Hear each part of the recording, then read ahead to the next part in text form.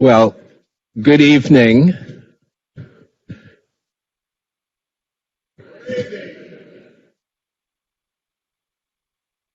My name is Ted Landsmark. For those of you who have not yet met me, I am director of the Kitty and Michael Dukakis Center for Urban and Regional Policy here at Northeastern. And I oversee this open classroom, which this semester we'll learn a little bit more about in a moment. But we are focusing this semester on media and the primaries and what have you. We'll get to that. Kitty and Michael are here, and I'm just going to seize the privilege of the microphone to ask that you welcome them.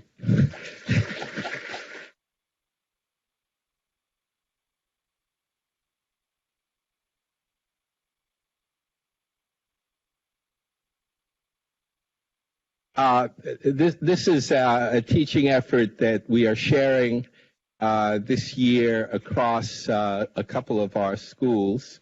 Journalism and law have been extremely active participants in putting together the series of conversations that we'll have between now and the end of this semester.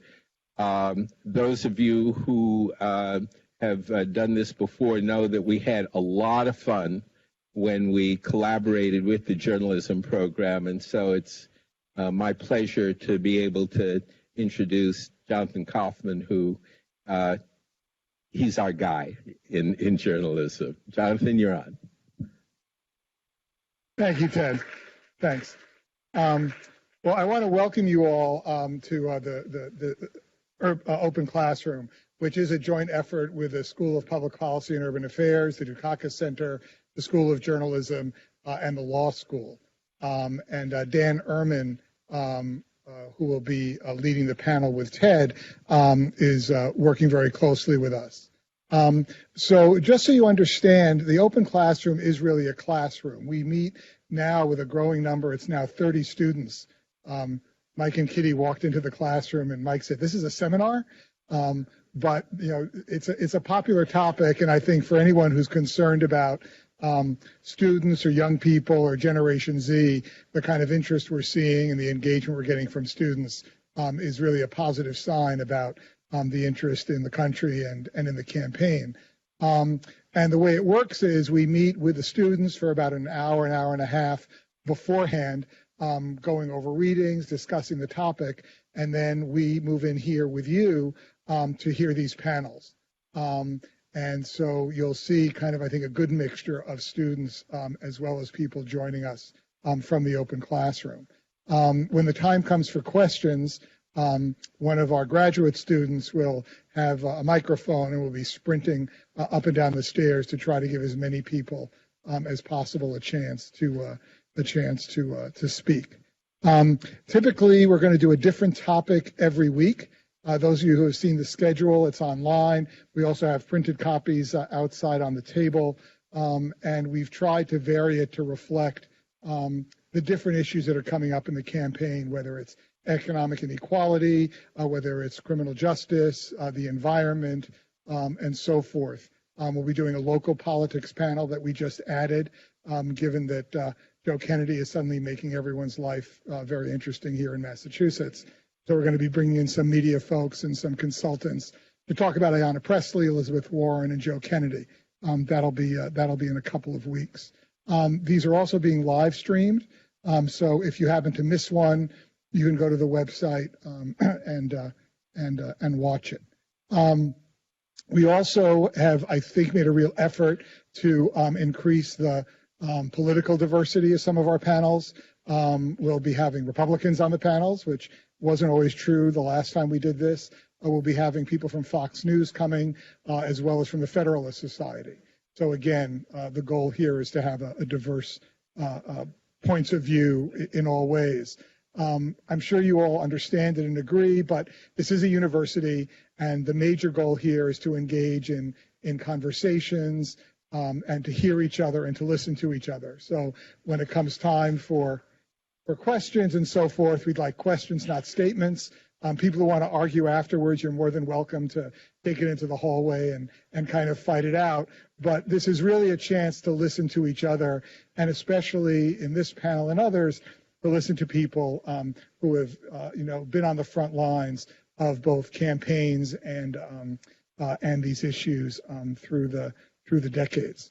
We're going to start every session with a brief video that kind of sets the tone.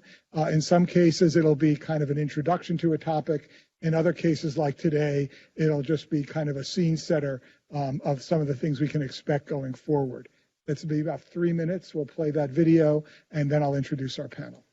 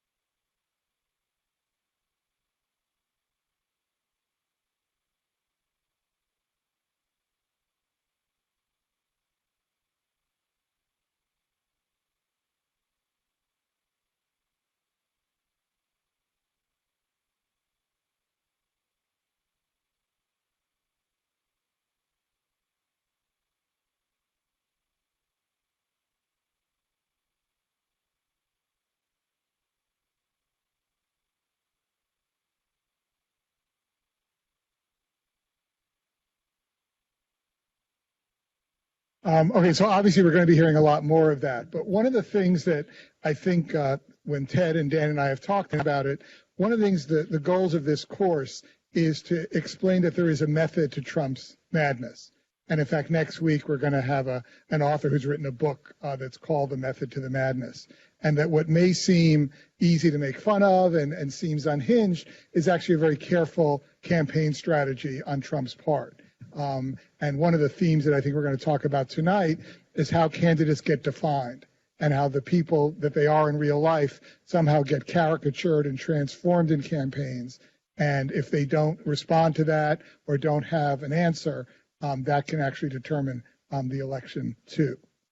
So now I'm going to introduce our panel. I just wanted to mention other speaker forums that are going on for those of you who are interested, especially in economics. The economics department is going to be doing a terrific series of speakers on capitalism and inequality, starting with Robert Reich, who was Labor Secretary for Clinton, now teaches out at Berkeley.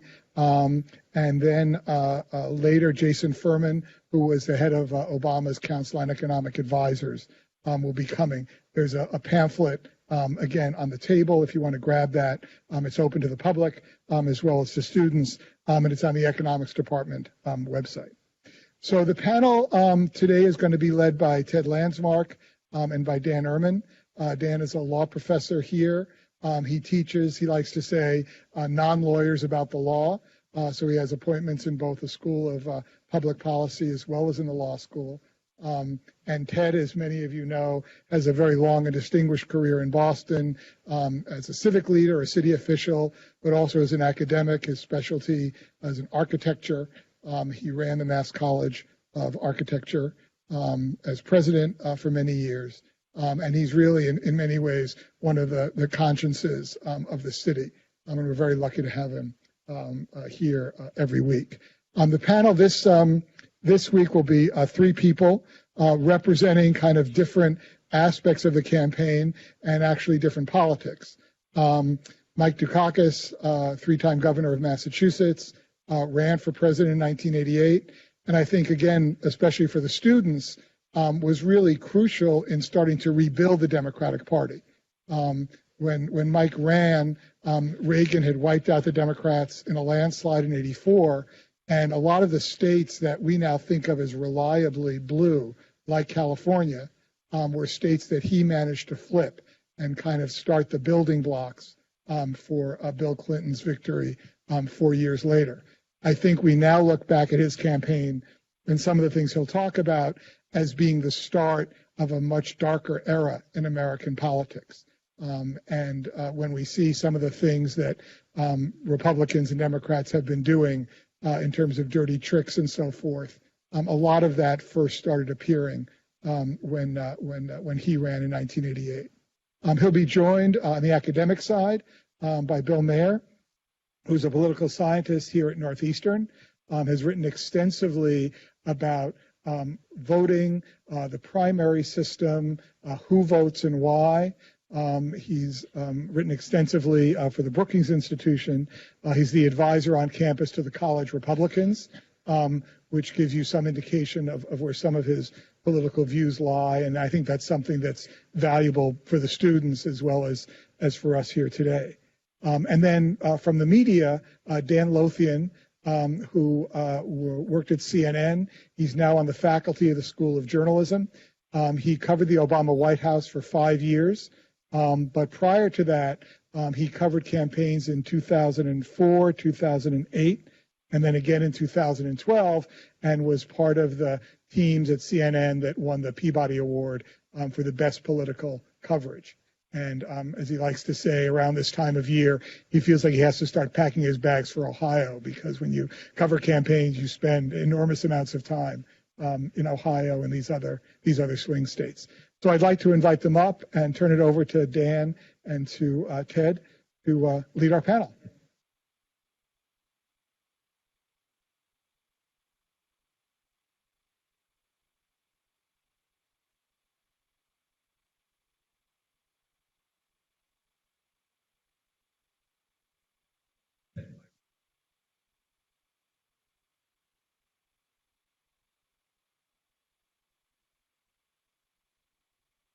While we're talking about other things going on campus, let me also encourage you to attend 2 other public events that are taking place this fall. This coming Tuesday evening, there will be a forum on civility and hate and how we address that. I'm going to be facilitating that. It's Tuesday evening at 6. You can get some details on that, or 6:30. You can get some details on that on the Northeastern website. I know that there'll be a lengthy discussion about gun violence and how to deal with that.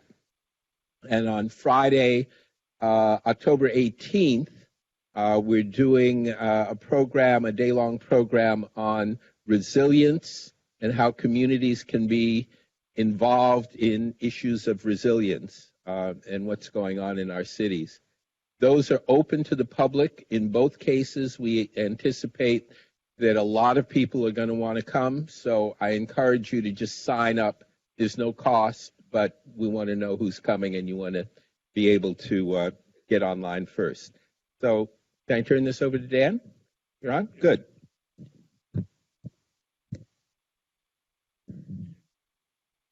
Hello, everyone. Good evening.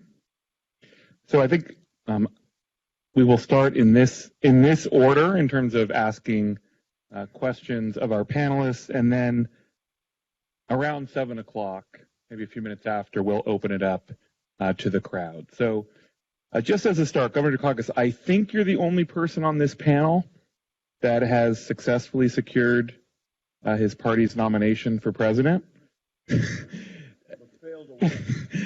So could you talk about that process in 1987, 1988, before we talk about basically what has changed and what has remained constant, including the importance of Iowa and New Hampshire? To all of you. First, can you hear me? Yes? First, it's great to have the former First Lady here, who is approaching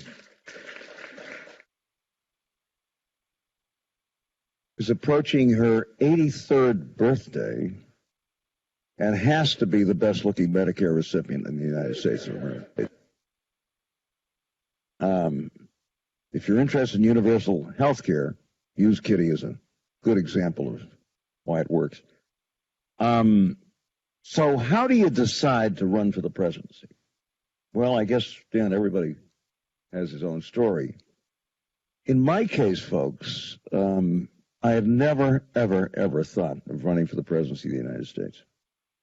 I was particularly focused in the summer and fall of 1986 on getting reelected to a third term as governor. The Commonwealth was beginning to do really quite well. I kind of privately had decided 3 terms was probably as much as people would take of any governor. But I had a number of things I wanted to complete, and I loved the job. There is no better job in the world than being governor of Massachusetts, I want to tell you. I mean, it's even when we were in the depths of recession, and they were calling us the new Appalachia and a lot of other things in the mid-'70s, and there's just nothing like it. And by that time, we had a fair amount of, the state itself was beginning to do well economically, was coming back, and so on and so forth. And I was really focused on that. But I was increasingly, in the summer of '86, troubled by what was going on in the White House. Documents being shredded in the basement, the president and the vice president basically breaking the law after Congress had decided that we should stop screwing around in Nicaragua, for those of you who are old enough to remember that, with explicit legislation. And the administration just didn't pay any attention to it. So we had the Iran-Contra scandal and all that kind of stuff. And just as a citizen, I was getting increasingly concerned about what was going on. But I was focused on getting reelected. Fortunately, it was a reasonably easy reelection campaign. And then after the election in November, the fall of 1986, am I still in the right? Yeah, I guess so. People started coming to me saying, "You really think about this," and so on and so forth. And I said, "Look, this has been kind of a nice campaign. We were quite successful. I want to kind of enjoy this. And after the first of the year, I'll at least start thinking about it. But it's a real line. I mean, it's 10-1. I'm not going to run for this. I really do want to continue to be governor." But the White House thing became worse and worse and worse. And finally he said, "Okay, first thing, I've got to sit down and talk to my family, who are the most important thing in my life." And had just one member of that family. We have 3 great kids, and of course I'm married to a great woman. If any one of them had said, "Don't want you to run," that would have been the end of it. Had I had a child still in high school, I would not have run. Yeah. I simply wasn't going to absent myself from home with a child still in high school. But by that time, our youngest was a freshman at Brown, and the others had gone on to other things, including one who was an actor for many, many years. But that was very important. And then we all sat down together, and I said, well, so what do you think? Turned out they were more enthusiastic about the idea than I was.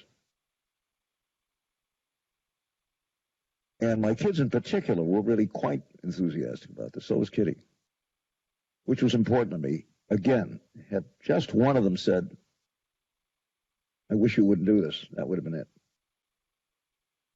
And then I spent 3 months essentially going out and talking to people whose judgment I valued and trusted, and said to them, look, I don't want to hear a lot of nonsense. Do you think this is something I should do?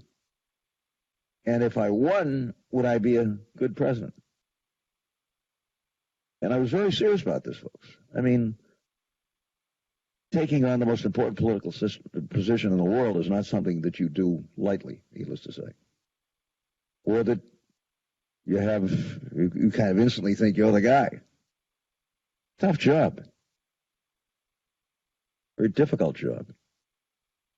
Not only that, but one of the great things about being governor, if you want to do it, I guess Governor Baker is still traveling on the T with security, but I never had security. Wouldn't have it, didn't have it. Wasn't just taking the T. We don't have a governor's mansion. You live in your own house. It's about as close to having a normal life as you can possibly have, which is one of the great joys of being governor. And if you decide to run for the presidency, folks, and you get the job, forget about having the freedom to jump on the streetcar and go places. I mean, it's a whole different thing. And I was the last candidate, in fact, to say okay to the Secret Service. I mean, I postponed that moment as long as I could. And as a matter of fact, in New York City, which was kind of a wild place in those days, for those of you who remember back when there were 2,500 homicides a year in New York City, before we sent Bill Bratton to New York, who cut him in half in a year or two. I had no security, but there was a bunch of Greek-American New York City cops and a captain who was a Greek-American, and they just kind of informally decided they'd be my security detail every time I came to New York. So at least in New York, I had a certain amount of protection. But that's a dramatic change, and was a dramatic change from the relative freedom that I had as governor, where I simply said no to security, live in our own house, and walk my kids to school, and then get on the streetcar and came to the State House. It's a whole different way of life when you're president of the United States, and you got to think about that. Anyway, I went through this process for 3 months and finally decided, okay, it's a long shot. I mean, I think I was at 1% in the polls, if I was lucky at that time. But I decided to run. And first week in April, after a snowstorm, it was snow on Boston Common, I announced on a beautiful day with the snow melting around me that I was going to run for the presidency of the United States. And then began the long, hard process of putting an organization together. And without getting into the details, for those of you who've been involved at all politically, I mean, you got to put together an organization. You got to qualify for certain things. You got to do this, you got to do that, and so on and so forth. And so I began effectively campaigning in April of '87. And we had a field, I think, originally of 8, including Gary Hart, who was the unquestionable front runner, until he ran into a boat called monkey business and engaged in a certain amount of monkey business with a woman named Donna Rice, not his wife, and finally had to drop out. I think it was in May. So that reduced the field by 1, Some people said we were kind of an undistinguished group, and we were nicknamed the Seven Dwarfs, but present company excluded included such names as Gore, Gebhardt, Jackson, Biden, Paul Simon, Bruce Babbitt, the governor of Arizona. I thought, present company excluded, kind of an impressive group of political leaders. And so we were out there working away in the spring, the summer, and the fall. And finally, in September, the Des Moines Register, a very good regional newspaper, decided to do its first national poll. We did not at that time have polls every single day, which is what's going on these days. And interestingly enough, I was at 16. I think Gebhardt may have been at 13, Jackson at 11, Gore at 10. I mean, we were all kind of 60% undecided. Headline in the Des Moines Register, at last we have a front runner. Hey! Let me tell you, we got on the phone, dozens of us, calling every reporter we ever knew, saw, saying, this is crazy, there's no front runner, 60% undecided, and managed to stave off the notion that I was the front runner with 16% of the vote. Then in November, try to keep it as brief as I can, Hart decided to jump back into the race. Out go the pollsters. By that time, the pollsters are really active. And sure enough, he's the front runner again. And I remember sitting in a television studio one Sunday in Des Moines, Iowa, doing Meet the Press from Des Moines, and George Will, not unsympathetically saying, this must be awfully frustrating for you guys. You've been out there working month after month after month. Hart jumps into the race, and he's the front runner. I think he was at 25, and I was at 15, so on and so forth. Again, being undecided. Well, what I wanted to say was, look, pal, get out of Washington, come out here to Iowa, and start talking to real people, and if you find two folks that are planning to vote for Hart in the caucuses, let me know. But I didn't say that. We're going to work away. And when the Iowa caucuses were held, there were three of us who were kind of bunched together at the top. Gebhardt, I think, had 26. Simon was at 24, and I was at 22. But Gebhardt and Simon were both next-door neighbors to Iowa. I mean, they were in states, represented states that were right next door. So of the others, I was at 22. And then the rest of the field was kind of way out of it. Hart got 2% of the vote and dropped out the following day, that night. So I'm sitting in a room in the best hotel in Des Moines. There were 500 people downstairs in the banquet hall waiting. And I'm surrounded by a bunch of very, very sad and unhappy top folks who are saying, we really wanted to finish second, not third. This is going to be a disaster. What are you going to say? This, that, and the other thing. And this goes on for about a half an hour. And finally I say, there are 500 people down there. And I've got to get out with, and this is, I'll probably be addressing more people than I ever have in my life on national television. So enough of this. What do you want me to say?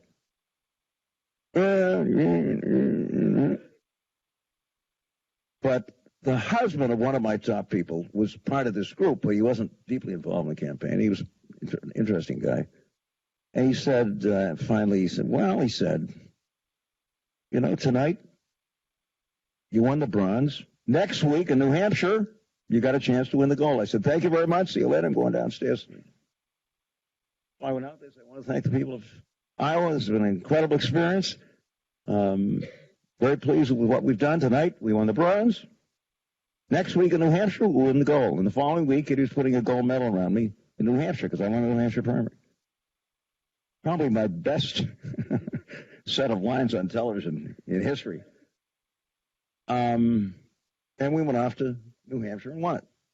And of course, had I not won in New Hampshire, folks, the campaign was over. I mean, if you're a Massachusetts person, or for that matter, a Vermont person, and you don't win the New Hampshire primary, you can kind of kiss it goodbye. And then we were off to the races. And I won't bore you with the details of what we did from that point on and how we planned and worked to try to do well. And the first Super Tuesday, we have a hat. That was in '88. Except to say that what we wanted to do on Super Tuesday was win at the corners. Maryland, Florida, Texas, and Washington. Just to kind of demonstrate some kind of national. And I had, months ahead of time, I had my best organizers in those 4 states. And I won them all. Then I got killed in Illinois. Because I had Jesse and I had Paul. And then did not do well in Michigan on this crazy firehouse primary that they had there at the time. But recovered in Wisconsin. And by the time we got to New York, there were only 3 of us left. Myself, Jesse Jackson, and Al Gore. Everybody else had dropped out, folks. And this gets a little long, but it's an interesting story. I'll close with this. Early that week, and you know, when you get into the primary season, it's kind of a week to week to week. This week it's state A. Next week it's state B.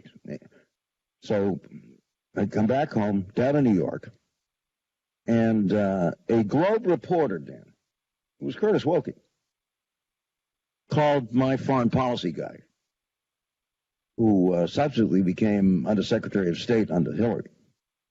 But at that time was a young, from Newton, Harvard grad, and he was my foreign policy person. Wilkie called him and said,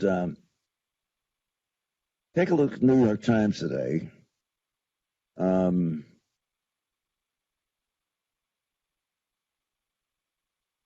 Gore said some interesting stuff about the, I think it was the king of Saudi Arabia.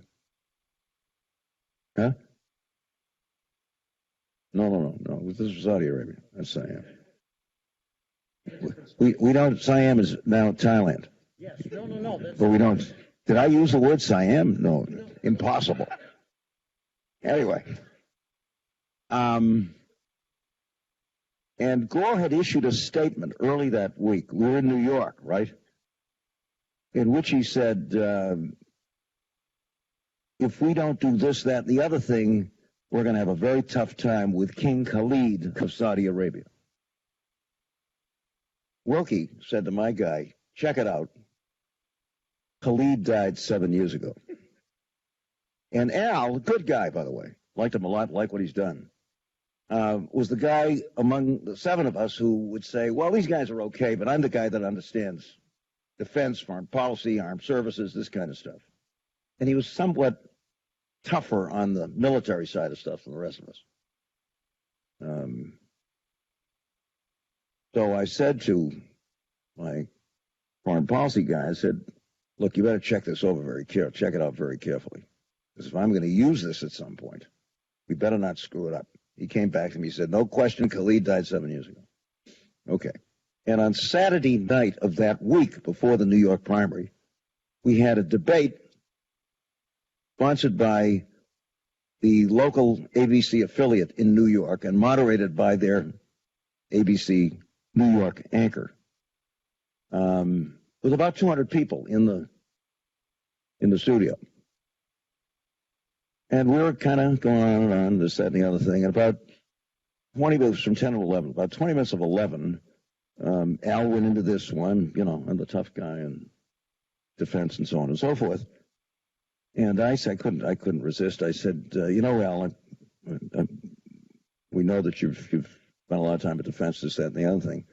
But earlier this week, you issued a statement saying that if we didn't do this, that, and the other thing, we'd antagonize King Khalid. I said, you may not be aware of it, but Khalid died 7 years ago.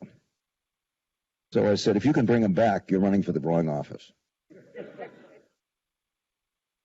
And the place exploded in laughter, at which point the anchor, the local anchor who was moderating, said, if you can bring him back in 10 minutes, we'll put him on the 11 o'clock news. That was kind of the end of the Gore campaign. Jesse stayed in all the way through, but by that time, I basically had clinched it. Too long a story, but there's a lot of fun to this, as well as angst. Now, we'll hold my explanation for why I lost the final until later on in the... But in any event, just a little kind of a sense of what you do here. in what you try to do. And in my case, at least in the primary, it seemed to work pretty well. Heavy emphasis on field organization in the primary states and those kinds of things. And I'm not surprised, and I'll just finish with this comment. I'm not surprised that Elizabeth is doing as well as she's doing, for two reasons. First, she is focusing on field organization. Well, you probably have a better sense of this than I do, frankly. But my sense is, when it comes to field organization, she's well ahead of the rest of the field. And secondly, she's staying positive. She is not criticizing her fellow Democrats who are running for the same office. And I hate to say this because I was at Kamala Harris's sister's wedding to a terrific young man who was my intern in the governor's office and played a major role in the campaign and was the number 3 guy in the Obama Justice Department, Tony West. But the last thing you better do in a multi-candidate primary is go after one of your rivals. I think she made a terrible mistake, and I think she's out of the race, to tell you the truth. And maybe Booker not quite so much, but just not good primary strategy. I think Elizabeth is benefiting by the fact that she is remaining very positive and saying nothing critical about the other candidates. And that's standing her so far, at least, in good stead. Well, too long, but at least gives you a little bit of the sense of what goes on with one of these things. Thank you so much, Governor.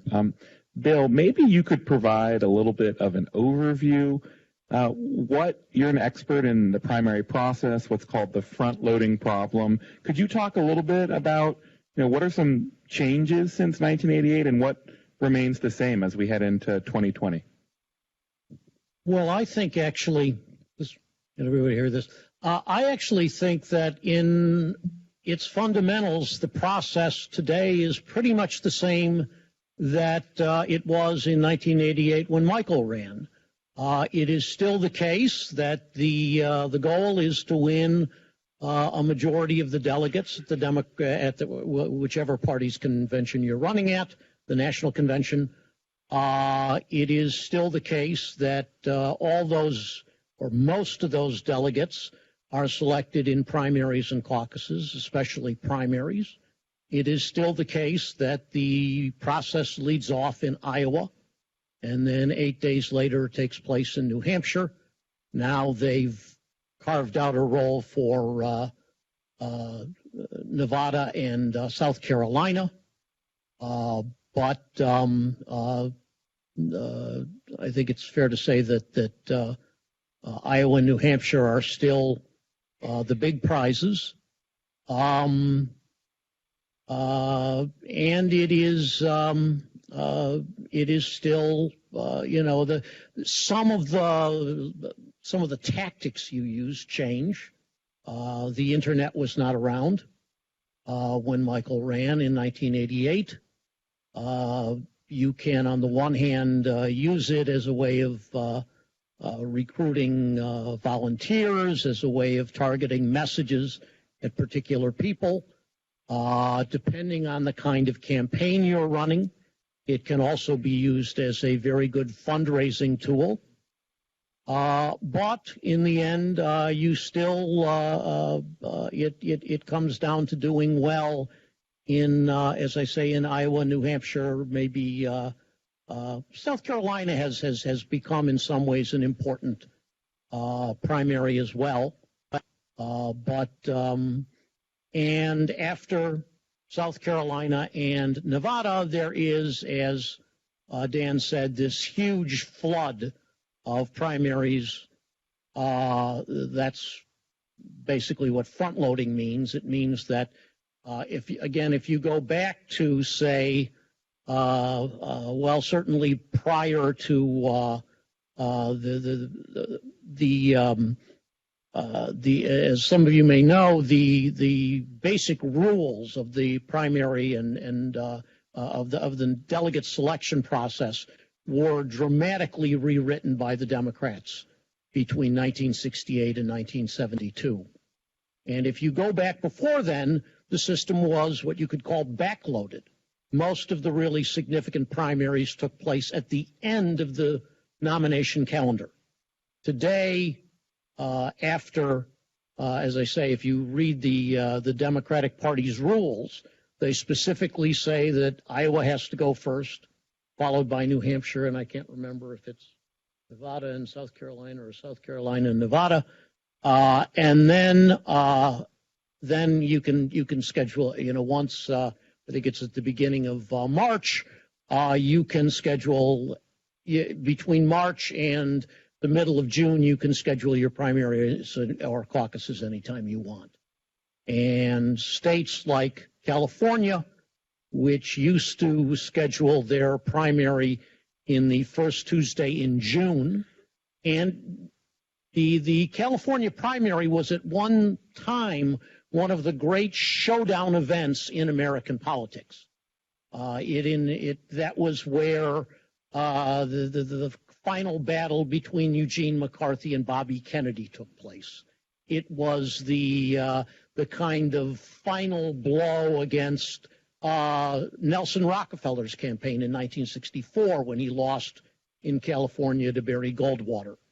It was the big event that put Hubert Humphrey out of the race in 1972 when George McGovern beat him there.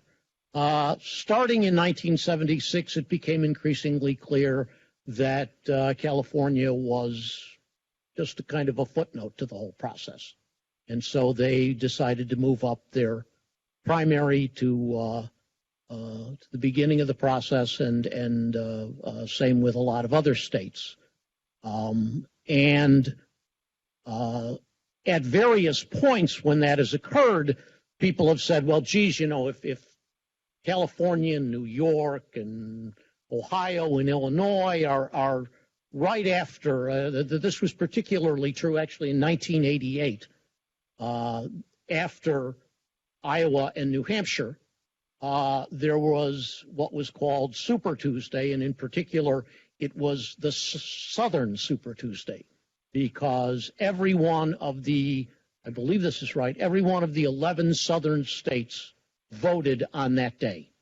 And the thought was that this was going to make the South a big player. Well, it didn't work out that way.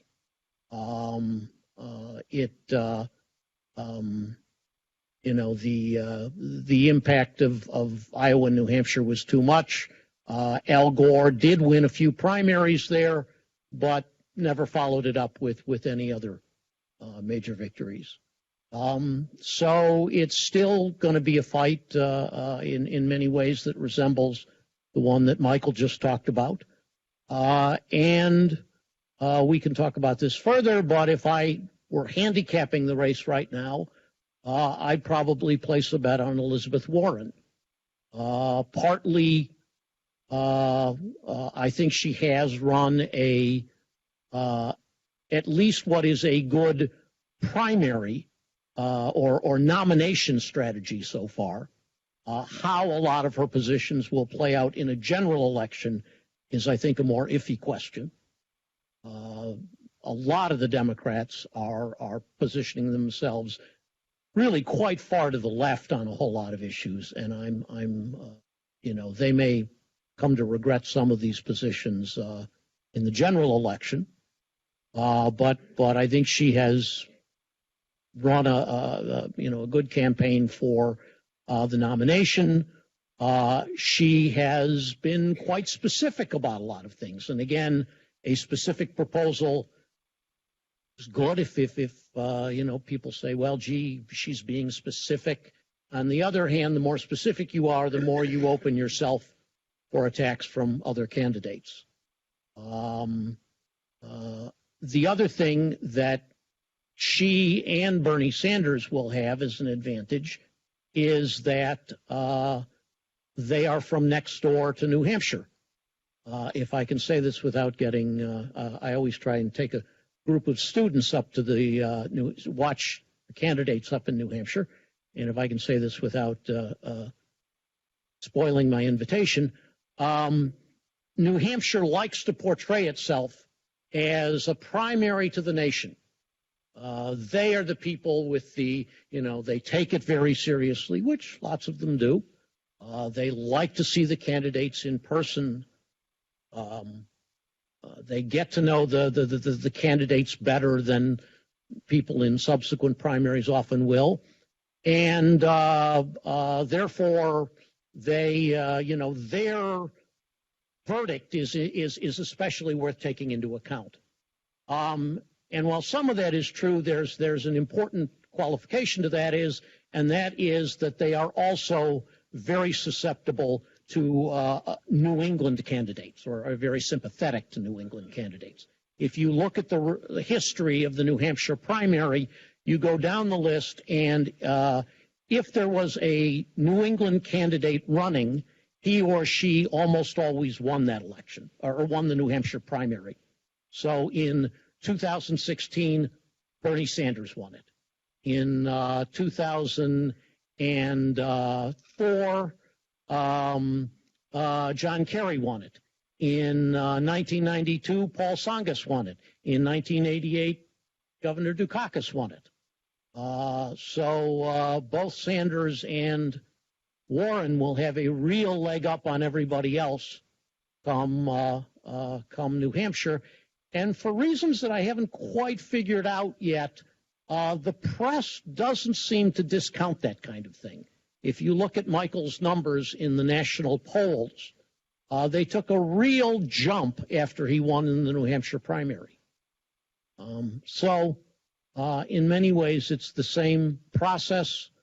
And a lot of what Elizabeth Warren, Bernie Sanders, et cetera, are doing is not dissimilar to what Michael did for however many months it was that he was running his presidential campaign. Great. Thank you, Bill. So, Dan, you have worked in an area that maybe has changed the most since 1988. Maybe you could talk a little bit about some trends that you've seen and whether you think the mainstream media is going to learn or overlearn some of the lessons from 2016, including free airtime and the like. First of all, it's a pleasure to be here, and thank you for coming out to hear us all tell stories and talk about this exciting election season. In many ways, I think the way that reporters cover candidates is still pretty much the same. I mean, it's you cover the here's who messed up today, here's who tripped. Here the polls, over reliance on the polls. There's certain narratives that I think have been covered, over and over again, and I don't know that reporters have fully embraced a new way of figuring out, who's going to be the next president of the United States. I mean, there's this whole thinking that you go to the battleground states. There's this thinking that, you use history to kind of guide who's going to do well and who's not. And I don't know that they have changed in terms of really understanding what are the voters thinking? Are they getting out and really understanding what are the issues that they truly care about? What do the voters think? Or are they really following a lot of trends? So in many ways, I think reporters are still making some of the same errors that they've been, sort of making over past campaigns. Where I think a lot of things have changed is the technology and the rapid pace in which information does flow during an election cycle. When mistakes happened or blunders happened or anything else happened on a campaign trail, many years ago it was much harder for something to take off like wildfire the way that it does now. It is not just reporters now who can make some of these headlines, but individuals who have blogs and are tweeting, whatever it may be. I think technology really has changed the way that information flows across a campaign or during a campaign season. I did want to seize on a couple of things that have already been said here.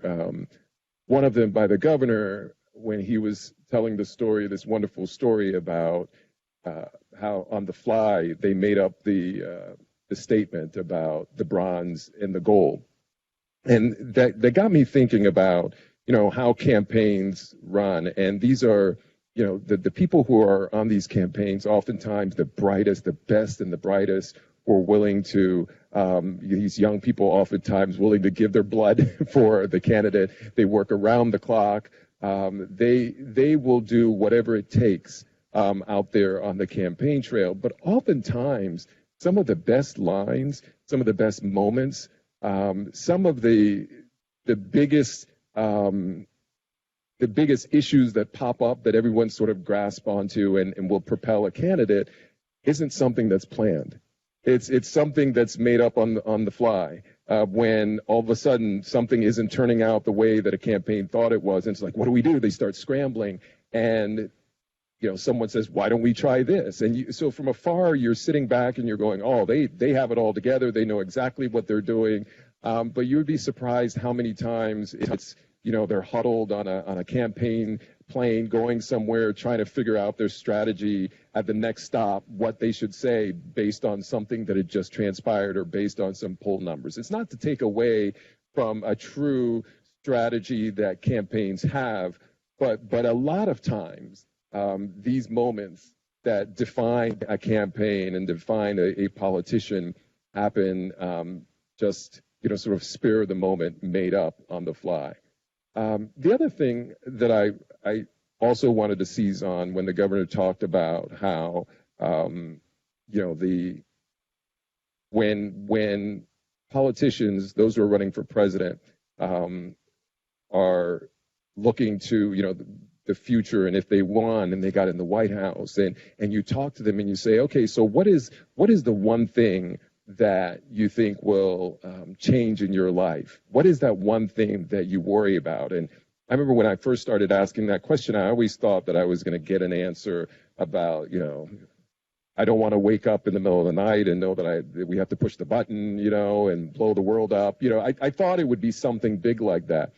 But I think pretty much 100% of the candidates will tell you that they fear being isolated, losing their freedom, not being able to drive a car. President Obama used to talk about that a lot, the frustration of being locked in this bubble, of always being shuttled somewhere, or not even being able to go to your kid's soccer game without having the press pool along with you. I remember early in President Obama's first term, he went off to a soccer match. One of his daughters was having a soccer match, and he went. They snuck out of the White House and went off to this soccer match. And then we were sitting around and, wait a minute, he's rolling, and we didn't even know about it. And we started, obviously what we do, we complain and and you can't do this. This cannot be done. And we not physically but verbally attacked Robert Gibbs, the press secretary at the time, and his reaction was, the president just wanted to go off like a normal human being to watch his daughter play soccer. And to which we said, well, he's not a normal human being anymore. And so you give that up. And President Clinton talked about, looking out the window and sort of longing for the freedom of just being able to, walk down the sidewalk without this entourage and all that goes with any time a president moves. So there it is. Right, exactly. I mean, it is, even just working at the White House, on a every day when I would show up there, that you walk through a couple of different gates and clank, you're in there and it's like, wow, it's impressive. It's amazing to be part of that, but you do it long enough and you start realizing how it can become a prison. And so that's one of the things that candidates and certainly presidents talk about once they do get the job. I know I went around to many different things there, but I think by and large we are seeing, we see a lot of the same sort of trends in terms of how reporters cover. Some, I know on NPR they always have stories about, let's go to those places that we have often referred to as flyover country. Let's really go and try to not just rely on what the polls are telling us, not just rely on what history has told us about how people vote, but let's go out and try to get sort of real stories. And I wish that reporters would do more of that, to not rely so much on the polling, not, while these battleground states, which are crucial for survival for the candidate, you have to go there and you have to cover those stories, but try to broaden the way that you go after your coverage, because it can become more of a template. And as we saw during the last presidential campaign, that template was broken. I have a question which I hope we can address over the course of the balance of this discussion. That is, this is a class that's focusing on the role of media, among other things, in shaping the primaries. And what I wonder is, what would it take now to craft a statement that would have sufficiently long shelf life that it might have a positive effect on the campaign, given the short attention span that we see in the audience, and not in this audience, but in, to be sure, in the electorate, and given what our president has done to shorten the shelf life of statements. I mean, if you're running a campaign, presumably you're trying to persuade people that you're someone who you would want to have running the country and parts of the world for at least 4 years. So what would it take to get that kind of statement now? And my second question, which I hope we'll also get to, is, given what has happened in other major countries around the world over the last half century, what would it take to elect a woman as chief executive officer of the United States? A majority of the votes, which may happen. Let me just see if I can quickly respond by first citing something in my campaign, which I thought was fairly successful early on when it came to communicating. And then something that's happened in this campaign where I thought the candidates lost, or some candidate lost, an opportunity really to stand out in a response to a particular question. We did not have 20-something candidates, and we didn't have these kinds of, although we had, let me tell you, there were 43 debates in my campaign in the primary, and I made 38 of them. I mean, it was so, we knew each other's lines, we could have, and we all showed up on most of these occasions. But early on, there was a kind of, I guess you'd call it a debate of sorts, Ted, in Houston, where the candidates were asked to show up, and at that time we maybe had, Bill, a few more that were kind of on the fringes. And Bill Buckley and Bob Strauss, the former Democratic national chairman, were kind of co-moderating this thing. And I don't know why, but I think there were more than just the 7 or 8 or something. But anyway, question, this is early on, this is in June. Question, how do you try to stand out in something like this? I mean, how do you try to say something of significance? So I basically decided I'd get into an argument with Buckley over Nicaragua. And I got into an argument with Buckley over Nicaragua. And at least among Democrats, Ted, I think it was extremely helpful, because who was I at the time? And I'm no political genius, let me tell you. But the question was, so how do you try to say to folks, hey, this guy's got something maybe that some of the other folks don't have? There was an opportunity, I can't remember all these debates with so many candidates, but there was an opportunity in one of the early ones, I thought, for one of the candidates to stand out, and nobody took advantage of it. The question which was asked was, do you favor providing health care to undocumented immigrants? The answer to that question should have been what? We're already doing it because we have a network of community health centers, by the way, with strong bipartisan support, that are providing health care to some 30 million Americans, and they take anybody, including undocumented immigrants.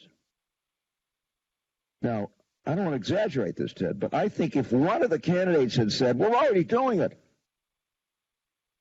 we've got this network of community health centers and has strong Republicans as well as Democratic support, and they take anybody, including undocumented, I think that candidate would have connected.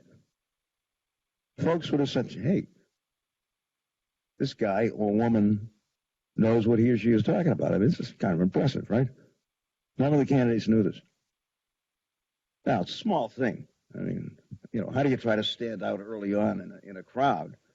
But there was an opportunity for somebody who knew what was going on in the healthcare field. Now, if you're lucky enough to teach health policy and politics at Northeastern for many, many years, you know that.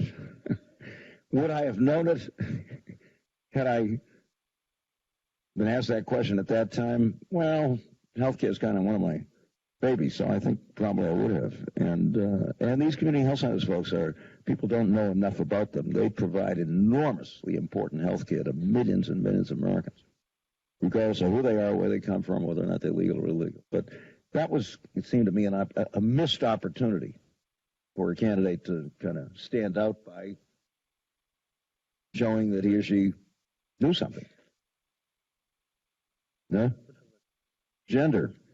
What do you want to know about gender? Kitty should have run in '88. She'd have won in a walk. Absolutely. Look, I think we're at a point where a majority of the American people will be willing to vote for a woman if they think she will make a good president. And that would have happened in 2016, folks, if Hillary had run the kind of campaign that the Democrats must run this time, and that is 50 states and 200,000 precincts and no fooling around and no reds, blues, purples, and all this nonsense. And she didn't. But I think, is there anybody that thinks she wouldn't have won the presidency, including the Electoral College, had she run such a campaign? And why she didn't is a mystery to me. Bill, you know more about this business than I do, but I couldn't understand. A lot of us were talking to her top people. It's going to be a 50-state campaign, right? Yeah, it's going to be a 50-state campaign.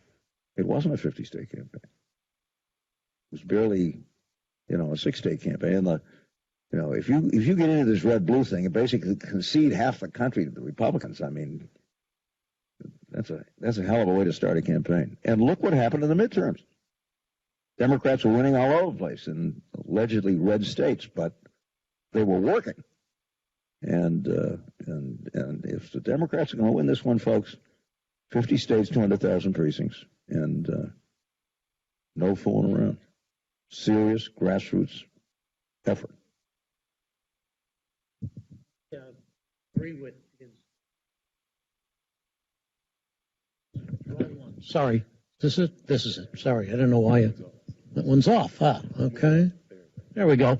I agree with him about. I don't think when will a woman get elected president? When the right woman runs in the right circumstances.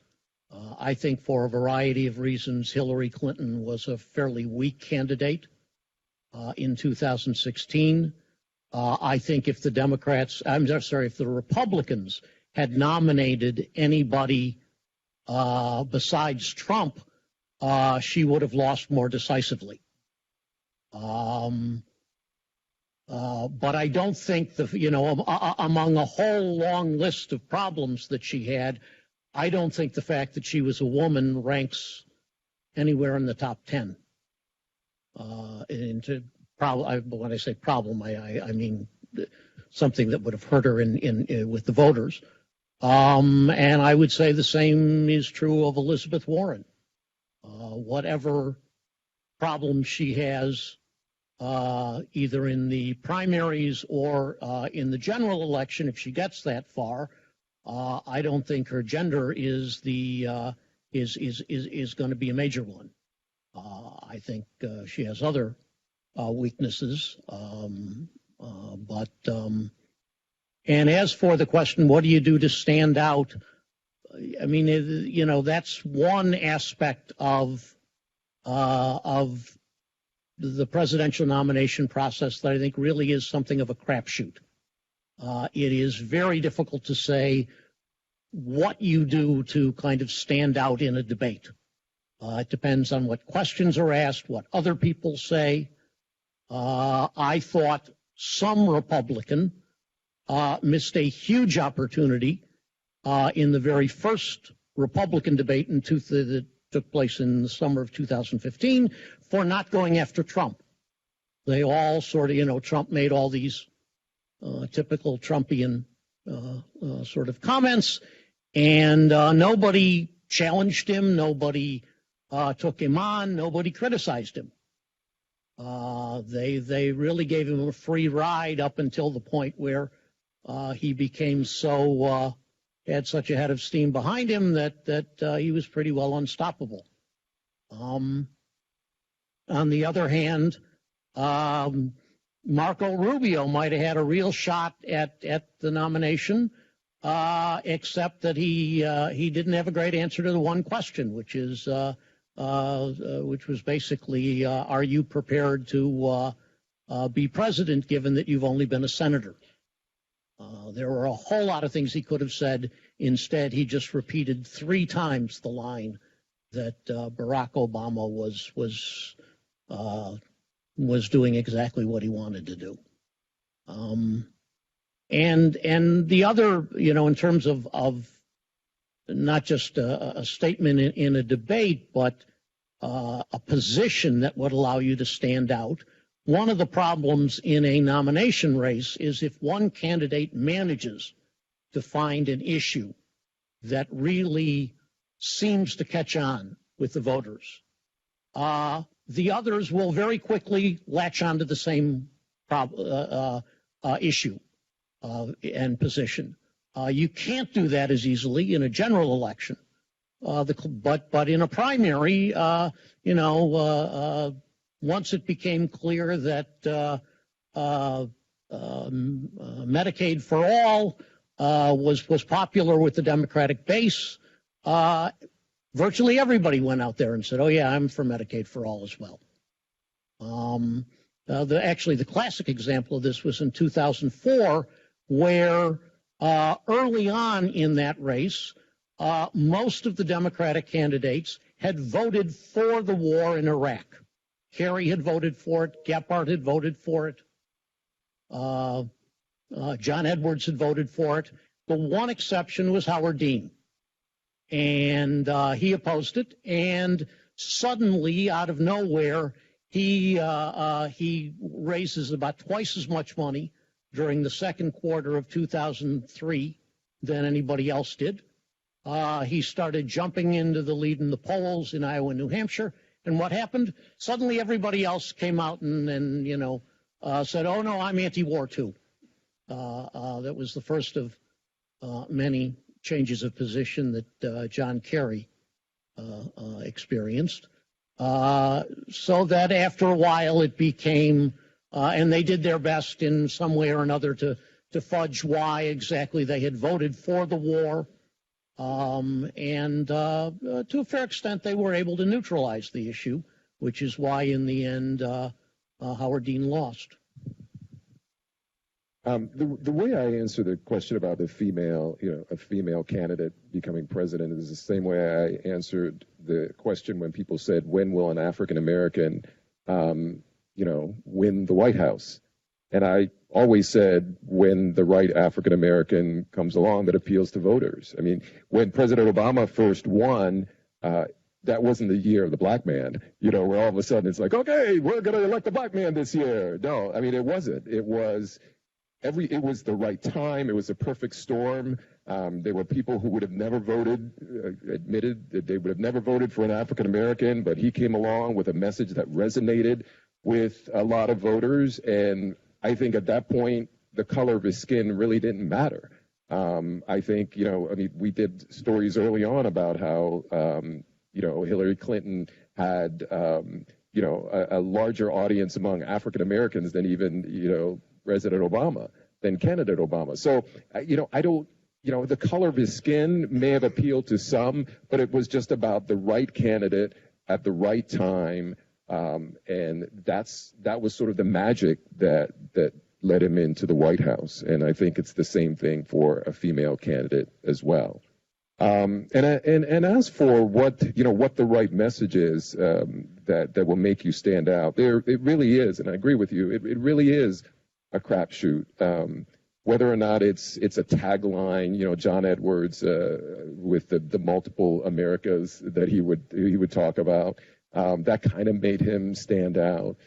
Sometimes you stand out for the wrong reasons. I mean, you brought up Howard Dean, and what he stood out for was what kind of brought him down, unfairly so, because there was that scream that really wasn't the scream as it was projected to be. But nonetheless, that made him stand out. But it also ended his quest for the White House. I think it is the only way that you could really stand out, and now I'm going to get a little goofy here, but if somehow you rode around on a unicycle, or you did something that was unconventional, and then that was something that voters sort of bought into, through social media, through your TV ads, whatever it is, and every time you see this candidate, the candidate is on the unicycle or whatever it is, a skateboard. It's a little, sort of juvenile in a way, but I think sometimes that's what resonates with voters. I think to figure out what stands out in a campaign would be the same thing like saying, well, what makes a video go viral? I don't know what makes a video. I mean, there are these companies out there that have figured out the engineering component of it, how you can spread stuff, but it just purely on the content. It's very hard for someone to say, oh, I'm going to post a video of a baby, and it's a cute little baby, and it's going to be seen by a million people. Well, there are a lot of baby videos out there that never get seen, and then there's that one that, the baby's now making money off of it, right? So it is so difficult to know what that magic is, but the one thing I can say is once it happens, you know it. And you say, wow, that was the moment, that thing, saying that you won the bronze and you were going for the gold, that makes you stand out. You come up with a great line on the fly or any other way. Those are the kinds of things, but those are hard to plan in strategy meetings. Because I've been on a lot of campaign trails and behind the scenes, and that's what you hear all the time. How are we going to break through? How are we going to stand out? What do we need to do? Do we seize on this national story that's going on right now in order to get, grab the attention? You're always searching for that one thing, and that's it's often elusive.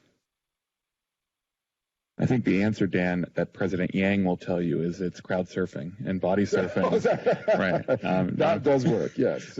So before we open it up to the crowd, we've been talking pretty exclusively about one side of the aisle. I want to talk about the fact that as of today, Donald Trump is not the only person running for the Republican nomination in 2020. We have Bill Weld, we have Joe Walsh, and we have Mark Sanford. I'm curious about your thoughts, and some have said that Sanford might pose the biggest threat. So I'm just curious about your thoughts, and as people here probably know, when an incumbent president is challenged in a primary, that is often bad news. I think that none of those challenges are going to go anywhere. Trump will, unless something really unusual happens between now and the start of the nomination race. And I, other than him pulling a gun and shooting somebody in public, it's hard. I mean, given all the other things that he's done that haven't turned people off.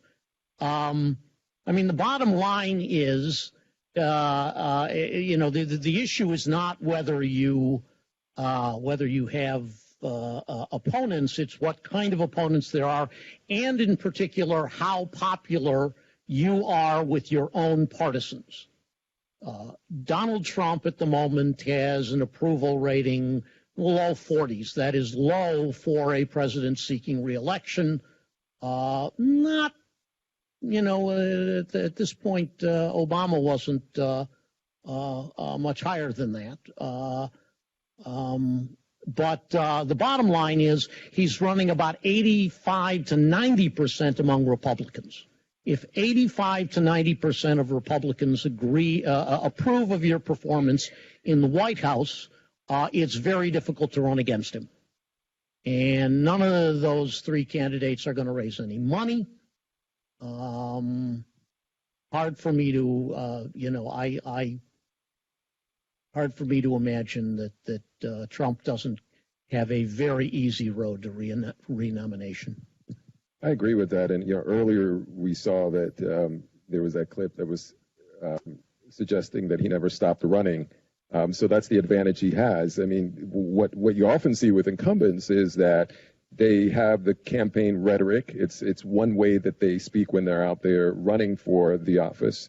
Once they get into office, oftentimes they, abandon their base. But you have to now be president of all Americans, right? And so you don't have the kinds of things that we've seen happen with President Trump, where he really hasn't changed at all from the first day he got into the race, and in fact has only intensified and fired up his base more so with some of the rhetoric out there.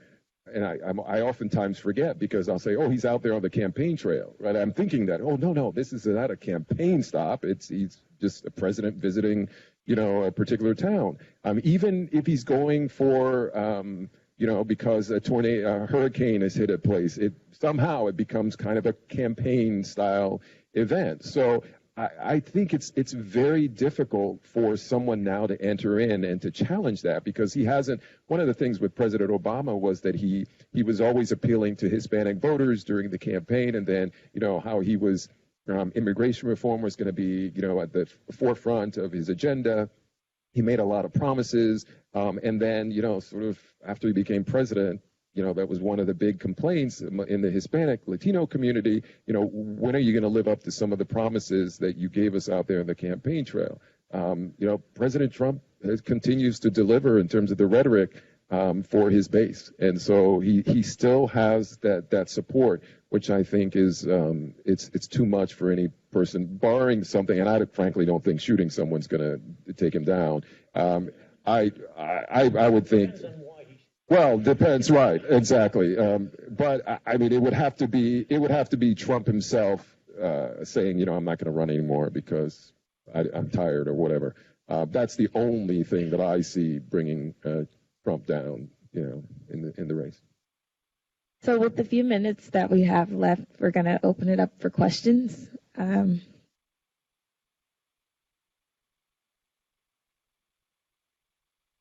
Thank you. You've commented about then and now changes, which is the theme, and I know you've mentioned social media, but you haven't actually discussed the trolls or whatever those creatures are who creep around in social media and do nasty things.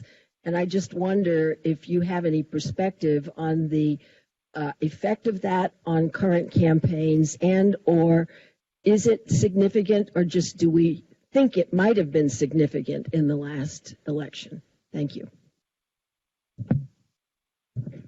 I mean, I think, social media, as I pointed out, is one of the big factors that's different now from early campaigns. And in fact, I remember President Obama was one of the first to really, his team was one of the first to really tap into, social media and sort of getting grassroots support around him, using at the time it was like this new thing. Now it's kind of interesting when you think back on it.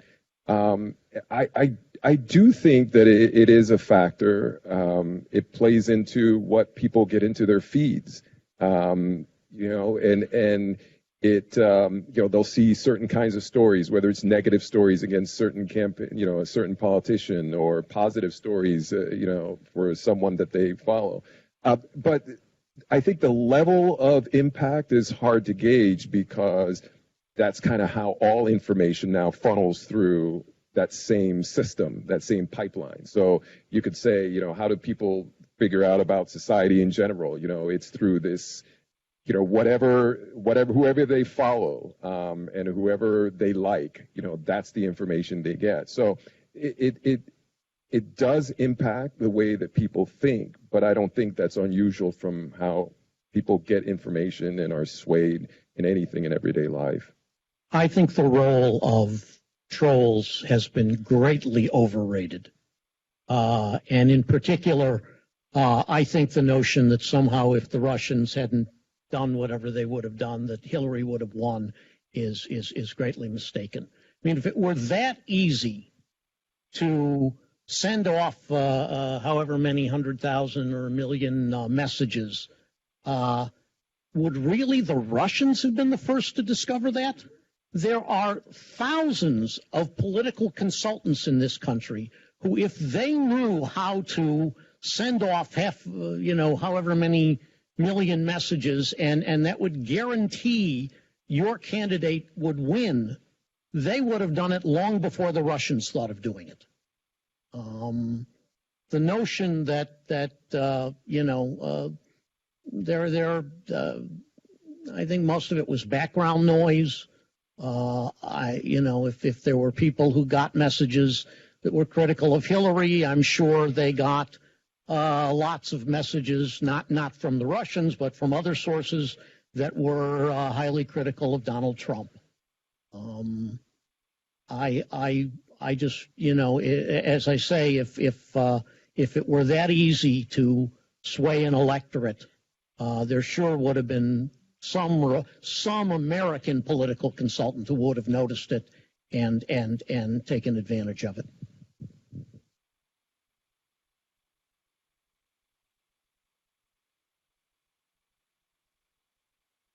Again, can you hear me? 3 states in this election. There's only 3 states: Pennsylvania, Michigan, and Wisconsin. And from 2016, we saw what Russian influence did. And today, if you've seen the report in the Times and the Post, that a Russian spy for the United States was passing information, it wasn't the dossier, that the Russians were doing this. And in the state of Pennsylvania, the use of this trolling suppressed the black vote to a significant amount, to cost the Democratic nominee that state. That one is without doubt, let alone some of the other shenanigans. So I just want to correct you on that. But remember, it is 3 states, and we have to pick a nominee that can win those 3 states. And I think it's pretty obvious who that nominee is. Any other questions or response? Could I simply disagree with that? Because if the Democratic Party decides it's about 3 states, it's going to lose. This has got to be a 50-state campaign. Basically, giving up on half the country is the beginning, in my judgment, of a losing strategy. The Democratic Party has got to be competitive in every single state in the country, just as it was in the midterms, with rather positive results. And I think the Democratic Party makes a very serious mistake in deciding it's, the blue wall or something that we're supposed to erect. You just basically give the other side an opportunity to pour every resource they possibly have into 6 states or 3 states or 4 states. I think that's a losing strategy. Sorry. Can I also say that now I haven't read the story. Is it in today's Times? Haven't read it yet. But I will say this, that we know that the black turnout was down, not just in Pennsylvania, but all over the country. And probably the explanation for that is simply that actually, if you look at 2008, the real trend is that black turnout typically was lower than white turnout, except in 2008 and 2012 because there was a black presidential candidate. And what you saw in 2016 was really something much more like a return to the norm. But even if you think that the turnout among blacks was lower than it otherwise would have been, saying, oh, well, now we can definitely say that it was because of messages sent via social media in Pennsylvania is a really problematic inference. I don't know of any serious political scientist who has really kind of crunched the data, and okay, you know, political scientists have their problems too. But I don't know of anyone who has argued that the Russians were responsible for electing Trump. I don't know of anyone who has made that argument. And maybe, as I say, that indicates something about political scientists. But what it really indicates is the difficulty of making inferences about, you know, a kind of complex event like the outcome of an election. Hi, my name is Jonathan. I'm a second-year political science and economics student here at Northeastern. My question is for Governor Dukakis. Obviously, the Democratic Party has changed dramatically in its composition since you ran. So my question is, if you were to run today, what would your coalition be? Which voting blocks would you court? What would your strategy be regarding that? Well, I'm not sure I agree with your premise that the Democratic Party has changed dramatically. Seems to me we're still dealing with a national electorate that has great variety. And Bill knows a lot more about this than I do, but there's no question that, 20% of the electorate tends to be independent, and those independents play a very, at least 20, and maybe more. And I keep reading that suburban women are part of this, and they, at least at this point, are expressing very unhappy views about the guy in the White House. Will that be significant? I don't know, but I think you have to go out and get everybody you possibly can in this. I mean, you're trying to build a national coalition of folks everywhere you can find them. I mean, I just try to segment the electorate and then kind of focus on certain aspects of that. It's very difficult to do, and I'm not sure it's particularly effective. So if I were running again, I'd do some. I certainly wouldn't sit there getting pounded by an attack campaign and saying nothing. That was a terrible mistake I made, and frankly, we didn't do the grassroots job the way it should have been done. It wasn't until Barack Obama came along that we got somebody who really worked on a precinct basis, and that had a lot to do, I think, with the fact that he was elected. But I'm kind of with Bill in terms of have things radically changed from a candidate standpoint? I don't think so, really. I mean, I think it's, the social media thing is out there and stuff, but I think from a candidate standpoint, it's still the same country. People say, well, we've never been so divided. Somebody in response to that said, have you seen the movie Lincoln? I came of age politically during the McCarthy era. I discovered 3 days after I was drafted in the United States Army that they had a file on me with every single political activity I'd ever engaged in. This is the early 50s. What the hell was the Pentagon interested in this Greek kid from Boston who'd gone to a Quaker school 9 miles outside of Philadelphia? What was that all about? And this is in pre-computer America. Well, the FBI happened to have a tap on the Swarthmore College switchboard and was paying people to take notes on conversations we were having. In those days, you could only make a phone call through the switchboard. This is in the 50s. Vietnam. Was this country divided over Vietnam? Are you kidding? Families were divided, communities were divided, and so on and so forth. I mean, these things happen. So maybe it sounds old-fashioned, folks, but I am a great believer in precinct-based grassroots organization, and I hope my party is going to take that very, very seriously when it comes to it. And I'm talking about 200,000 precincts and 200,000 precinct captains and folks at the grassroots making personal contact on an ongoing basis with the voters, all of them. Not the ones that voted in the last 4 Democratic primaries. I mean all of them. And I don't see any reason why the Democratic Party shouldn't be able to do that.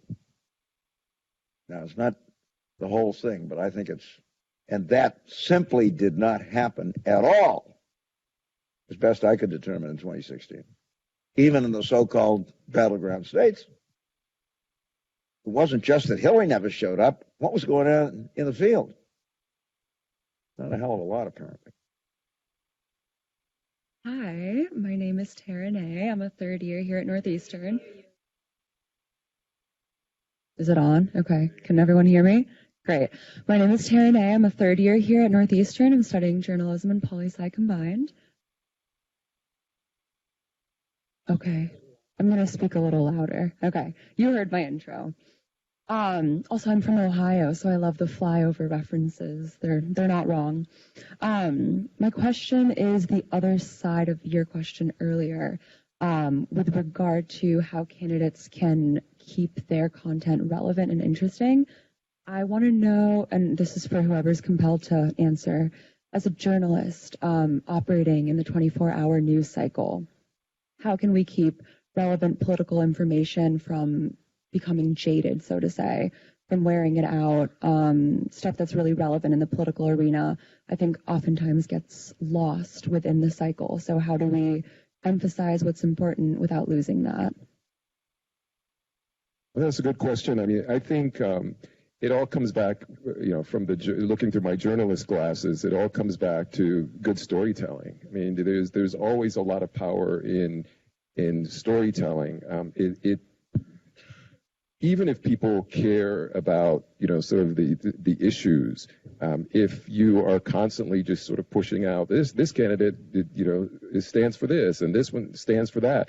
Important information to put out there, but the more that you can wrap some of the TikTok of each candidate into a story, then I think the bigger impact that you can have with your audience. And that was, going back to my opening remarks about how things haven't changed, and that oftentimes we are chasing the polls. Why do we do it? Because, there's a producer, someone back at the home office who says, hey, a poll came out today, this person's up. And it's sort of the dog race. And, it's like this person is up, so you got to go talk to them and ask them what they think about the fact that they're up today, even though tomorrow they may be down. Then you go back and talk to them about why they're down, what happened in the 24-hour cycle that brought them down.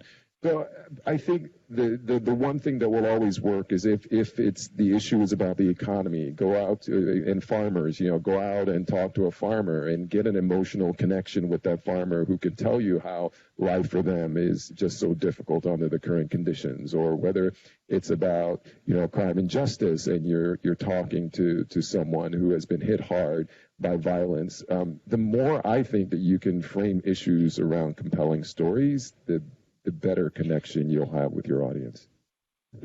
Can I just say something in behalf of the intelligence of the electorate?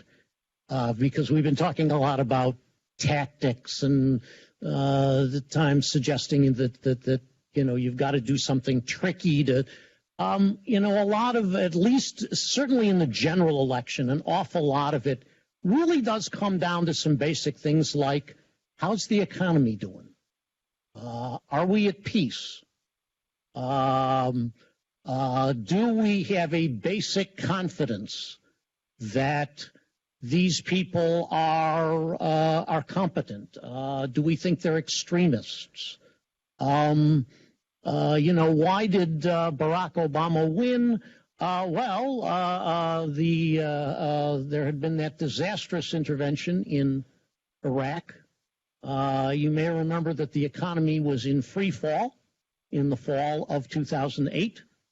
And Obama seemed, and I don't mean, I think he was, but he seemed to be a intelligent,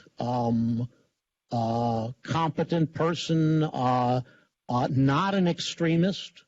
That's why he won. And with all due respect to Governor Dukakis's explanations as to why he lost in 1988, I would say a lot of it had to do with the fact that the economy was basically growing, had been growing since the end of 1982. You may remember that the Soviet Union was kind of in free fall at that point, and we had negotiated the most extensive, the series of nuclear treaties that had dramatically reduced the Soviet arsenal. It's difficult when you are the out party to run against that sometimes. To apply it to 2020, if Trump ever learned how to behave himself, and assuming the economy doesn't nosedive, and there's, you can, pardon?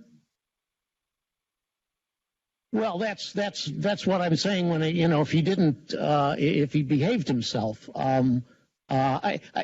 if he exercised just a normal amount of discipline over himself, given how well the economy has done at least up to this point, he would be, he would have an approval rating in the high 50s. But he hasn't. We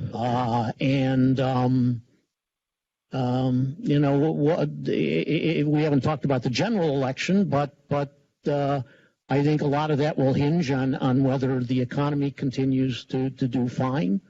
If the unemployment rate is 3.7%, which is what it is now, it's going to be very hard for a Democrat to run against that. It's not all just, sleight of hand. Real considerations matter. Thank you very much to everybody. I have a comment and then a question. The comment is the way to stand out in 2020 is to extol the disappearing virtues of civility and humility. Donald Trump's reign in the White House has upended expectations about the way a president is supposed to behave. And I think that every candidate, including Democrats, should say, this is what I believe it strongly, but I acknowledge on day one that I'm not always right. I will always listen to the other side, and I'll try to find the best in what they say. And I think there's a tremendous, the 20% of Americans who are in the middle, I think it's actually, partly as a consequence of Trump, 30% or more who will be very receptive to that kind of appeal. That's the comment. The question is, am I correct in my reading that the Democrats have altered the rules for 2020 to reduce winner-take-all and to greatly diminish superdelegates? And does that create a real possibility of a brokered convention? They have not, I'll tell you, they have not changed their rules about winner-take-all. In 1992, they banned winner-take-all, and they have not allowed it ever since then. All Democratic primaries and caucuses are required to have proportional representation with a 15% threshold. And as I say, that has been true since 1992. Superdelegates, they did change. That's a very good point. They basically have denied them a vote in the first ballot, which in the event there is a brokered convention, which would mean that they would have the power to decide it, which I'm not sure would be very popular. But the superdelegates have never been there have often been worries that some candidate would win in the primaries but lose because the superdelegates were stacked against him or her. That has never happened. At one point, it looked like there was some chance that could happen in 2008, which is to say in the early going, Hillary Clinton had a very sizable lead among superdelegates, but was losing the primaries and caucuses just narrowly, but losing them to Obama. And a lot of people said, there was essentially a debate. Should superdelegates take into account what rank and file Democrats want or not? And basically Obama won that debate. And by the time the primary and caucus season came to an end, most superdelegates were supporting him. The other time recently where it has been alleged to have mattered was in 2016 when Hillary had something like a 45-to-1 advantage among superdelegates. There were almost no superdelegates who supported Bernie Sanders. That said, that's not why Hillary won. She won because she won more primary votes than Bernie Sanders did. She won, if I remember the figures, she won like 55% and he won 42%. And she won 9 of the 10 largest states in the country in terms of primaries and caucuses. I don't.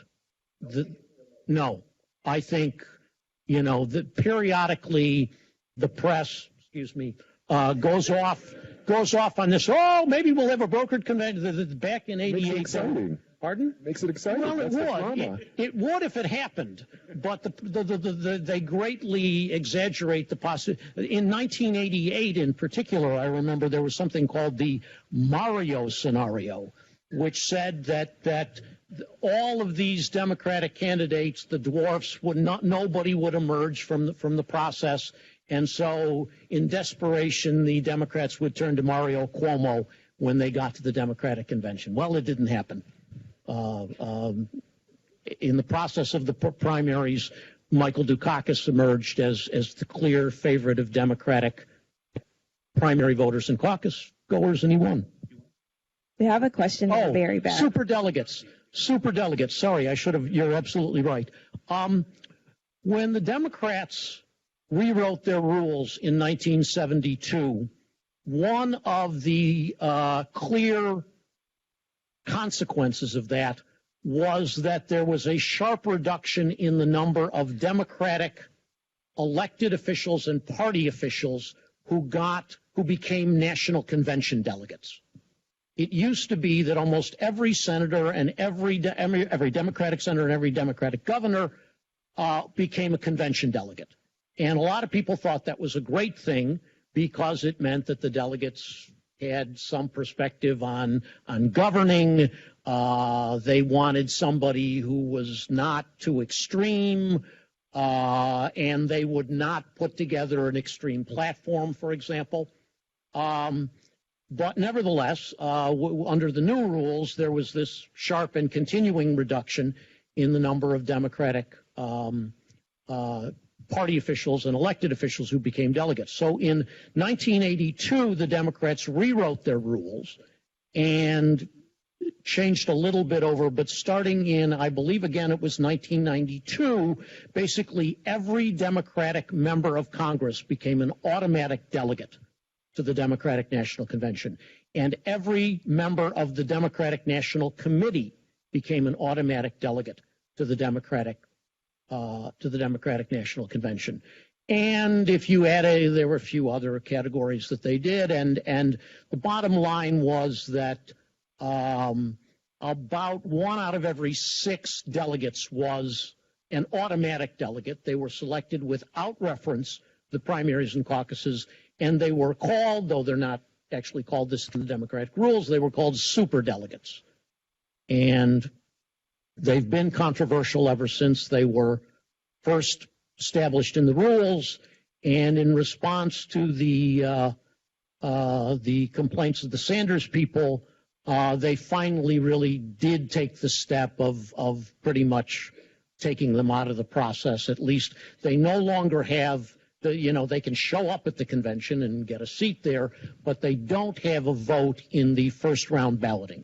And I don't know your name, but he is absolutely right that that's a significant change, though I don't think it will have an effect on the final outcome. We have a question in the very back. Hi. A few of you said earlier that you think that Warren will be winning the primary. But from what I was aware, I thought that Biden would be more of a shoo-in based on his consistent lead in the polls and his appeal to the average Democratic voter. So could you elaborate more on why you think she'll win over him?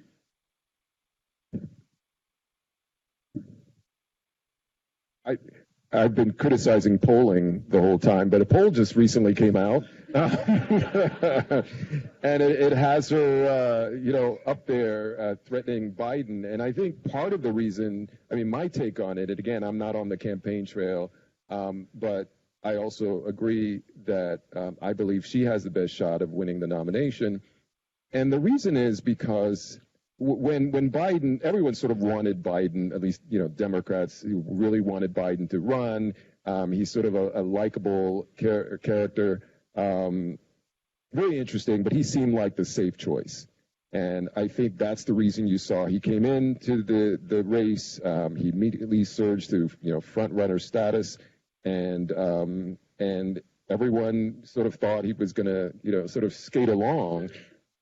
Because he's safe, but what you've seen at various different stops have been some of these gaffes that have been have given people pause, and I think when you see the numbers, when you see her numbers sort of moving up in the polls again, even though I've criticized the polls, if you see what has been happening lately, and certainly the most recent poll, which was this NPR, I believe it's an NPR Marist poll that came out today or yesterday.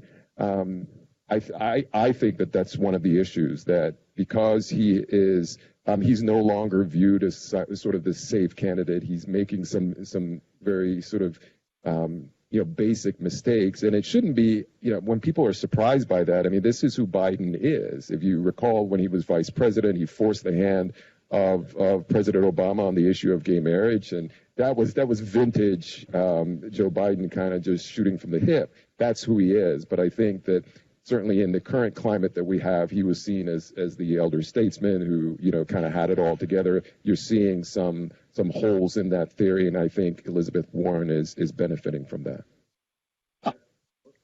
Can I just add a quick my comment for suggestion? First of all, polls of the Democratic nomination race at this point are, I wouldn't say meaningless, but pretty close to it.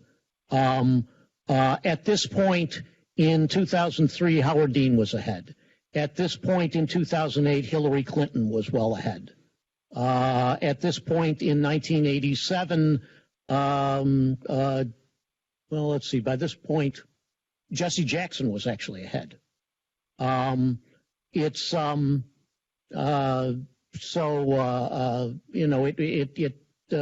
Democrats, Republicans actually do have a tendency to kind of rally around an early front runner. The Democrats, for whatever reason, don't. They will often dethrone their early front runner. And I'm just guessing, I'm in part just judging on the basis of the campaigns that I think Biden is a very flawed candidate in lots of ways. He's also, this is not a party, at least at the moment, that wants a moderate, which is one of his, used to be at least one of his appeals. I don't see Sanders, who is just barely a Democrat, being able to win a huge, I think I think 2016 overestimated his strength because a lot of his vote was not a pro-Sanders vote, it was an anti-Hillary vote.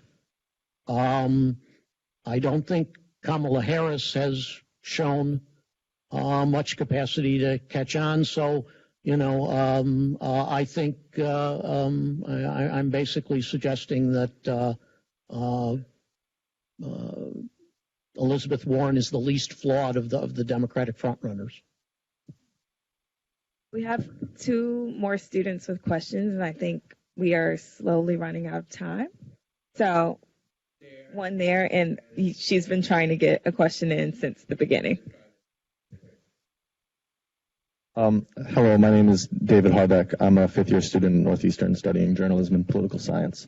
My question is about the media coverage of the candidates. So Donald Trump in 2016, I think the New York Times reported he got like $2 billion worth of free media coverage, a lot more than any other candidate. And I guess my question for the whole panel is if you think that disparity between Trump and other candidates will exist again in 2020, and if so, what the Democratic nominee could do to try to counter how much the press is all over everything Trump says? I don't know that you can repeat that. We've seen, there've been a number of in local regional races. People have tried to take on sort of the Trump act, if you will, in order to get attention, and it hasn't worked for them. I think he's a unique kind of politician who, came from the reality TV world and gained popularity. Obviously everyone knew of Donald Trump and everything he had done, but certainly that didn't hurt him at all. And also, oftentimes you'll hear Jeff Zucker, who is the guy who runs CNN. He was at NBC at the time and sort of made Donald Trump a reality star. And so people often point to the fact that, it was almost as if Zucker was programming another reality show by the coverage that they extended to. I'm not suggesting that's the case, but that's one of the things that people have said. And I just think that Trump had all of the, and still does have all of these elements that make for an interesting story and certainly interesting coverage. The other thing, too, is, and you'll talk to reporters who were covering it at the time, I don't think anyone really thought that he was going to, sort of move through the way that he did. And so it was, hey, let's have some fun while, all these other candidates are kind of boring. Let's have some fun covering this. Let's yuck it up, give them all the coverage, tie it into reality TV, because this isn't going to last. And you know what? It did. Okay, hi. My name's Keneal, and I'm a second-year journalism student. First of all, I want to say thank you guys all so much for coming. I've really enjoyed the panel. It was really educational. My question is for Governor Dukakis. So one of the things you mentioned was how Warren specifically was very polite during the debates, and unlike Kamala Harris, she wasn't really attacking any of the other candidates, and you said that was a strength. But I feel like Trump, on the other hand, part of the reason why he won was because he went after Hillary, and a lot of people from my hometown that were Trump supporters really loved that about him, and they thought he was fiery. So how do you kind of reconcile the two? Whoever wins the Democratic nomination is going to have to take on Trump. Right. Now, I've been kind of toying with the idea that maybe it's time for a little humor. So I've suggested the Warren campaign, and consider the source, that when he calls her Pocahontas, she ought to start calling him President Pinocchio. And get a very skilled cartoonist to do some interesting artwork. Now, this is not an original idea. A fellow named Jim Florio ran for governor of New Jersey the year after I lost. New Jersey elects its governors in the odd year right after the presidential year. He was a congressman, and a good one. And his opponent, who was a more conservative New Jersey congressman, Republican, hired the entire Bush media team that had participated in my defeat to take on Florio. And sure enough, almost from the get-go, they began accusing him of being a product of the corrupt Camden County Democratic machine, because he was from Camden. Back he came with Quarter as Pinocchio, and with a nose that on television expanded with a noise. Every time Quarter ran an attack ad on him, back came Pinocchio. Florio beat him by 26 percentage points. Again, I'm no expert on this stuff, but maybe a little humor, maybe, something that I suspect probably won't please Trump, might send him off on more of his stuff, but something that kind of loosens it up a little bit might be worth taking a look at. But I yield to Bill and others, and Dan and so on, when it comes to whether or not this would make a lot of sense. But I don't think, I'm sorry, but I don't think a campaign which kind of says, let's all be good and let's kind of return to our values and so on, is going to beat this guy. He's a pathological liar. He is very vulnerable on health care. And we'll see, Bill, but I think this cockamamie trade policy of his is going to hurt us and hurt the economy very badly. We'll see. I honestly think Trump thought that China was going to pay the tariffs. He doesn't understand a trade deficit. He thinks it's kind of like a budget deficit. All a trade deficit is, folks, is they're selling us more than we're selling them. But we're selling other people. I mean, it's not a budget deficit. I think it's going to get us into trouble. I'm not just talking politics. This is a crazy, we tried tariffs once in 1931, for those of you who are students of history, and it made the Depression even worse. And from that point on, nobody ever used the word tariff. A tariff is a tax. It's a national sales tax, and we're paying it. So we'll see what happens here. But no, I think whoever the Democratic nominee has got to be pretty aggressive and stuff. Can you combine a little humor with that? I think that might be a good idea, but I'm not sure I trust my judgment when it comes to what you do in final presidential elections. So tonight we've had quantitative analysis, historical analysis, on-the-ground experience, evidence of what it was like to be working in the White House. This is the start of what I think will be a very interesting semester of discussion. Professor Kaufman, do you want to say anything before we wrap?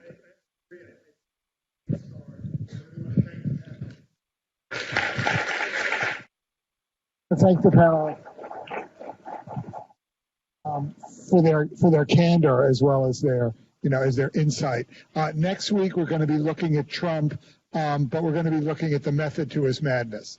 I think, as Governor Dukakis pointed out, this is a very shrewd politician. He knows what he's doing, and while it's easy living in the Massachusetts bubble to kind of think, oh well, it's going to be an easy election. It's going to be a tough one. And we're going to be talking to some people who have covered him, written about him, and also looking at the video aspects of this and his roots in reality television and how that may have turned him into a very formidable candidate, both in 2016 and 2020. So I hope we'll see many of you, or all of you, next week. Please spread the word, and thank you again.